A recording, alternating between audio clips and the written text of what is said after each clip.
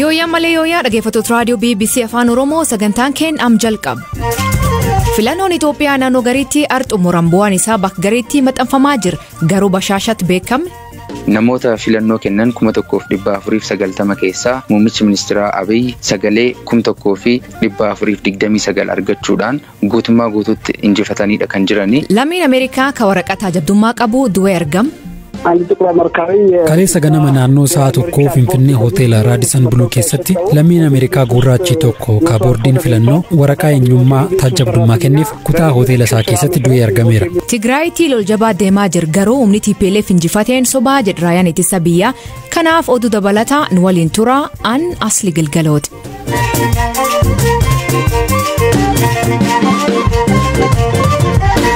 Dhaggeeffattootni oduutiin jalqabaanii Itoophiyaa bakka garagaraatti filannoon biyyaalessaa marsaa jaaffaa xumuram naannoo Sidaamaaf Gambeellatti sababa hanqina waraqaa filannoo sagalee kennachaa turan. Bakkeewwan sagalee kennuun kalee xumurameetti bu'aan filannoo sadarkaa buufata filannootiif godhamuu eegal ministeerri muummee Abiy Ahmad bakkitti dorgome buufata filannoo bashaashatti sagalee hunda argachuu gabaasan keenya kaachi jiru yaadata biraanuu nu beesis.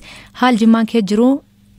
Buufata filannoowwan kaleessa irra naanna'aa ture keessa deemee akkamitti jirtu jedhee ilaaluuf yaaleen jira. Gariin isaanii dunkaana isaanii diiganii bu'aa sagalee itti kenname maxxansanii deemaniiti kan isaan jiranii. Gariin isaanii ammoo hanga naannoo sa'aatii 7:00 warreen kaleessa hiriiritti dheeratee ture sagalee amma reefuu lakkaa'anii xumuranii wayita isaan maxxansaa turanitti dhaqqabee argee jimmi haala akkanaa keessadha kan isheen ooltee jirtu.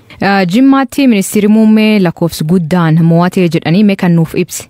Egaa ministeerri muummee godina Jimmaa magaalaa Bashaashaa bakka itti dhalattanittidha kan isaan dorgomanii kaleessa akkuma garree nuti yeroo isaan sagalee kennan achuma turre arginee jirra. Namoota 1490 keessaa muummichi ministeeraa Abiy sagalee 1429 argachuudhaan guutummaa guutuutti injifataniidha kan jiranii. Sagaleen hafan ammoo faayidaan ala jedhamuudhaan kan haqamanidha jechuudha. Sanaan ala morkattoonni isaa waliin morkachaa turan paartilee mormituu lamarraa sagalee hin arganne Bashaashaa keessatti qofa. Egaa namoonni an dubbise wanta haalaan eegaa turre ta'uyyuu isaan injifachuu isaaniitti hedduu gammanneerraa jechuudhaan natti dubbatanii jiru. Ani Abbaayinish Taaddasan jedhama. Haadha sagalee guutuu argachuu isaatti baay'ee gammannee bakka ofumaan beenu isa dhugaa ammayyoodha.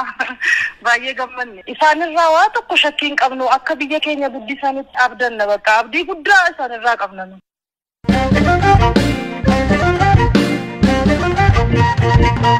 Naannoo Amaaraa Gondaritti halellaa hidhattoonni buufata filannoo tokkirraa raawwataniin lubbuu poolisii tokkoo fi hidhattoota lama dabruu poolisiin komishinii naannoo Amaaraa him. Gamkaaniin Shaawwaa Lixaatti aanaa dirreen ciniitti halellaa hidhattoonni qondala nageenya aanichaa irraa raawwataniin konkolaachisaan isaa yoo ajjeefamuu qondalichi miidhamu bulchaan aanaa dirreen cinii BBC'tti himan. Finfinneetti ammoo lammiin Ameerikaa dhaabbata kan taasifamu jedhamuun bakka bu'uun filannoo kaleessa taajabbuuf tur tokko hoteela keessatti ajjeefamee argamu poolisiin him. Beekaa Toomaa gabaas qaba.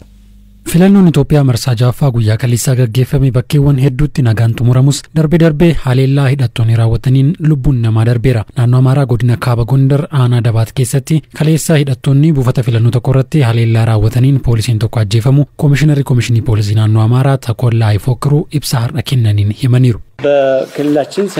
Naannoo keenya godina Gondar Kaaba aanaa Dabaat keessatti qaamoleen hidhatan poolisoota keenya buufata filannoo meeshaaleen keessa jiru eegaa jiraniin hidhannoo hiikkadhaa jedhaniin poolisoonnis hidhannoo hin hiikkannu yoo jedhaniin battalumatti dhukaasatti banan. Walitti dhukaasa godhameen poolisiin tokko yoo ajjeefamu tokko madaa'eera. Farreen nageenyaa haleellaa kan raawwatan keessaas tokko du'ee tokko madaa'ee ture. Kan madaa'e sun booda du'uu odeeffanneerra. Eenyudha eenyutu isaan ergee kan jedhu qorannoo itti aanuun adda baafama malee qorannoo halkan tokkootiin waan baramu miti. Naannichatti filannoon wal qabatee namoonni yakka garaagaraa raawwatan 20 ol to'annoo jala oolfamuus komishinar Takollaan himaniiru. Naannoo Oromiyaa godina Shawaa Lixaa aanaa dirreen cinniittis haleellaa kaleessa hidhattoonni konkolaataa qondaala nageenyaa aanichaa hojii filannoof socho'aa ture irratti raawwataniin konkolaachisaan yoo ajjeefamu qondaalli nageenyaa aanichaa miidhamanii hospitaalatti yaalamaa akka jiran bulchaan aanaa dirreen cinni obbo Cimdee Raggaasaa BBC'tti himaniiru. Shufeera tokko du'e waansa yeroodhuma sochii hojiidhuma deemanuuti waan itti gaafata gaafatamaa bulchiinsaaf nageenyaa faana ba'ani. Achi warruma qaama rukuteen barre qaama diinaa ta'uu danda'a bosona wayii keessa darbu gandaa guyyamaa dabballee jedhamti aanaa kee. Isaan rukutamanii mana yaalaa jiru. Itti gaafatamaa bulchiinsaaf nageenyaati. Achuma shawaalii ta'an Aliiban Jaawwitti guyyaa kaleessaa haleellaa hidhattoonni raawwataniin poolisii tokko dabalatee milishaa fi hangaa mootummaa tokko walumaa galatti namoonni 3 ajjeefamuu guyyaa kaleessaa gabaasuun keenyan yaadatama. Dhimma kana ka gaafataman dubbii himtuun boordii filannoo biyyaalessaa Sooliyaanaa Shimallis dhimmicha akka quba hin qabne eeruun gochichi buufata filannoorraa fageenya meetira 200 olii irratti kan raawwate yoo ta'e boordii filannoo hin ilaallatu jedhan. Oduu walqabatuun lammiin Ameerikaa dhaabbata Carter Center jedhamu bakka bu'uun filannoo kaleessaa taajjabuuf turan John Marsh Finfinnee Hotel Radisson Blue jedhamu keessatti ajjeefamanii argamu poolisiin magaalaa Finfinnee beeksiseera. Poolisiin dhimma ajjechaa isaanii qorachaa akka jiru dubbiimaan komishinii poolisii magaalaa Finfinnee ኮማንደር ፋሲካ ፈንታ ቢቢሲቲ ምን ትናንትና ጠዋት 1 ሰዓት አካባቢ አዲስ አበባ ራዲሰን ብሉ ሆቴል አንድ ጥቁር አሜሪካዊ ከሌሰ ገነመ ናኖ ሰዓት እኮ ፊንፊኔ ሆቴል ራዲሰን ብሉ ኬሰቲ ለሚን አሜሪካ ጉራቺ ቶኮ ካቦርዲን ፍለኖ ወረቃ የኙማ ታጀብዱማ ከኒፍ ኩታ ሆቴል ሳ ኬሰቲ ዱይ አርገሜራ ሆጀቱን ሆቴልቻ አኩማ በረሜ ኩታ ቁልቁሌሱፍ ወይ ተሴንቱ ዱ ኢሳ አገርቴ ፖሊሲፍ ገባሰ ጎቴን ኦጌይን ቴክኒካ ፖሊሲ በኪቸቲ አርገመኒ ኦዴፈኖ ወሊት ቀበተኒ ሬፍሳ ገራ ቡፈተ ፈያ ገጌፋሙ ጎደኒሩ haga ammatti sababni du'a isaa ifatti beekame hin jiru. Kana beekuun ka danda'amu wayita bu'aan qorannoo reeffaa beekamedha. Namicha giphiisaa keessatti qorichoonni hedduun argamaniiru. Qaama isaa alaarratti madaas ta'e mallattoon sababa du'a isaa tilmaamuuf nama dandeessisu hin argamne. Kanarraa ka'uun sababni du'a isaa harka namaan osoo hin taane uumamaan yookiin immoo sababa biraan ta'uu akka malu tilmaamni jira. Kuni garuu tilmaamadha. Sababa du'a isaa inni sirriin kan beekamu wayita bu'aan qorannoo reeffaa saayinsawaa ta'e beekamedha. ለሞት ያበቃው ይሄ ነው ብሎ ማስቀመጥ ይቻላል። ቦርዲን ፍለኖ ኢትዮጵያ namni kun akka keessummaatti dhuunfaan filannoo irratti hirmaachuuf waraqaa ka fudhate malee taajjabaa idil addunyaa beekamtiin kennameef akka hin taane beeksiseera. Dhaabbanni Carter Center jedhamu du'a hojjetaa isaatiin gadda itti dhagahame ibsateera.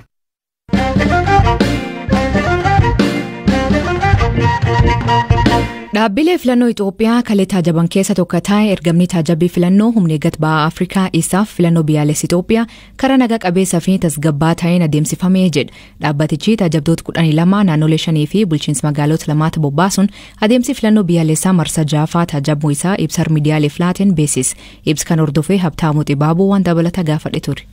Dhaabbilee filannoo biyyaalessaa marsaa 6 Itoophiyaa taajaban keessaa inni tokko humna eeggataa baha Afrikaa dhaabbata jedhamudha. Dhaabbanni kun ergama taajabbii filannoo gareewwan taajabdoota 12 naannolee 5 keessatti bobbaasee akka turedha kan ibsa har'a irratti kan himame. Kana malee immoo bulchiinsa magaalota 2 keessattis taajabdoonni dhaabbata kanaa bobba'anii adeemsa filannoo taajabaa akka turan ibsa dhaabbatichi guyyaa har'aa laateen himeetti kan jiru. Naannoleen kun naannoo Affaar, Amaaraa, Oromiyaa, naannoo Kibbaa, naannoo Sidaamaa yommuu ta'an gama magaalotaatiin immoo bulchiinsa magaalaa Finfinnee fi magaalaa Dirree Dhawaa keessatti kan ergamni taajabbii filannoo humna eeggataa baha Afrikaa filannoo taajabe jechuudha. Haaluma kanaanis buufataalee filannoo 190 keessatti akkaataa wayita buufataaleen filannoo banaman adeemsi sagaleen itti kennamaa ture cufiinsa buufataalee fi akkasumas adeemsa lakkaawwii sagalee filattoota taajabuu isaaniiti. Hoogganaan ergamichaa Ambaasaadar Abdillaa Uleed Alii kan isaan himanii. Gama biraatiin ergamni taajabbii filannoo humna eeggataa Afrikaa kun buufataalee filannoo inni taajabe keessaa 19 kan ta'anitti filannoon yookaan adeemsi sagalee kennuu barfatee akka eegaledha kan isaan dubbatanii. Kanaaf sababni immoo keessattuu haala qindoominaa fi dhiyeessii meeshaalee filannoo harkifataa ta'uu isaaniiti kan isaan himanii. Gama biraatiin keessattuu hirmaannaan dubartootaa filannicha irratti yookaan gama sagalee kennuutiif qubsaa akka ture dubbataniiti kan isaan jiranii. Kana malee immoo keessattuu buufataalee filannoo gama filattootaaf mijatoo ta'uutiin buufataalee filannoo isaan taajabaa turan 190 kana keessa 89 kan ta'an mijataa akka hin turres ergamichi himeeti kan jiru ibsa har'a laateen jechuudha. Akka waliigalaatti filannoo kutaalee biyyattii baay'eetti tasgabbaa fi naga qabeessa ture jechuudhaan kan gabaasa jalqabaa yookaan immoo preliminary report kan har'a baase jechuudha. Isaan malee boodiin filannooleen ibsa kennitee jedhanii reefuu isaanii maan himan wanti haaraan isaan daran maan? Gorsituu dhimmoota kominikeeshinii boordichaa kan ta'an Sooliyaanaa Shimallis dhimma isaan waan ijoodha jechuudhaan kaasan keessaa inni tokko keessattuu adeemsa bu'aan filannoo toorawwan miidiyaalee garaagaraa irratti barreeffamaa yookaan itti ibsamaa jiru irrattidha kan isaan dubbatanii keessattuu odeeffannoowwan bu'aa filannoo ragaalee qabatamaa irratti hundoofne gama rogeeyyiitiin akkasumas namoota miidiyaalee hawaasummaa akka feesbuuk irratti hordoftoota baay'ee qabaniin ibsamaa akka turanidha kan isaan dubbatanii keessattuu bu'aa filannoo sadarkaa buufataalee filannootti maxxanfamu gabaasuu barreessuunis ta'ee yaada irratti wal jijjiiruun ni danda'ama jechuudhaan kan isaan kaasanii haa ta'u malee bu'aa filannoo buufata filannoo tokkotti maxxanfame ka'umsa gochuudhaan ragaa qabatamaa osoo hin qabaatin naannoo filannoo kanatti eebalutu mo'ate yookaan injifateedhanii barreessuun seeraan ala akka ta'e akkasumas dhorkaa fi yakka akka ta'e namoonnis gocha kanarraa akka of qusatan hubachiisanii yookaan akeekkachiisaniiti kan isaan jiranii. Galatoom Habtaamu. Aatillee galatoom.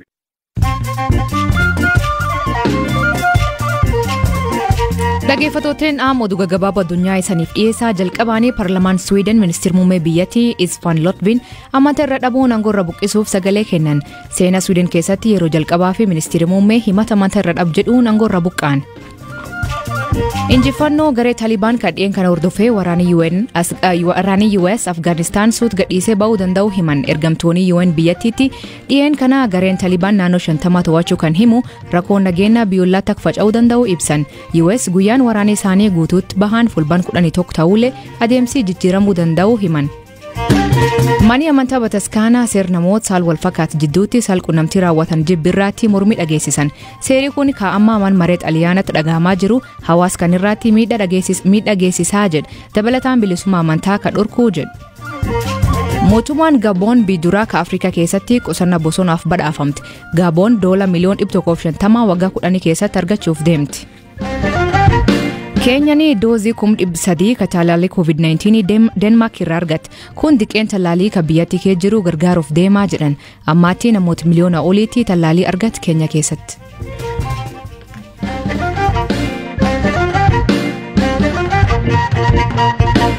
Lol jabaa guyyoota afran dabran kaableet maqaleetti geggeeffameen injifawwan jajjabaa argachuu humni TPLF beesis.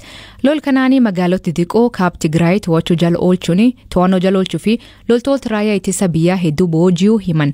Raayyaan ittisa biyya Itoophiyaa dubbisu baatii jedha. Beekaa Toomaa gabaas qaba. Lafa gaarreen itti heddummatu kaaba lixa magaalaa Maqalee qollaa Tambeen jedhamuun beekamutti guyyoota afran darban lola jabaa godhameen booda injifannoowwan gurguddaa argachuu raayyaa ittisa Tigraay jechuun ka'uuf waamu humni TPLF hime. Humna kana Paarlamaan Itoophiyaa shororkeessaa jedhee labseera. Akka qondaaltonni TPLF jedhaa jiranitti lola guyyoota afran darban taasifameen raayyaa ittisa biyyaa Itoophiyaarraa miidhaa hedduun ga'eera. Loltoonni hedduun ajjeefamanii hedduun ammoo booji'amaniiru jedhu. Dubbiimaa TPLF ka turan obbo Geetaachoo Raddaa dhaabbileen deeggarsaa loltoota booji'amaniif nyaata dhiyeessuun akka nu gargaaran jechuun Tiwiitarii isaanii irratti barreessan. Lola taasifameen Addigiraat dabalate magaalotni kaaba Maqalee akka Wuqroo, Fireewayinii, Haawuzeenii fi Agule jedhaman to'annoo jala galfachuu humnooti TPLF ni himu. Magaalaan Wuqroo Maqaleerraa kiiloomeetira 40 qofa fagaattee argamti. Raayyaan ittisa biyyaa magaalota kanneen gadi dhiisee gara Maqalee godaanaa akka ture jiraattonni ijaan argan BBC'tti himaniiru. Raayyaan ittisa biyyaa Itoophiyaa garuu wanti qondaalonni TPLF jedhan kun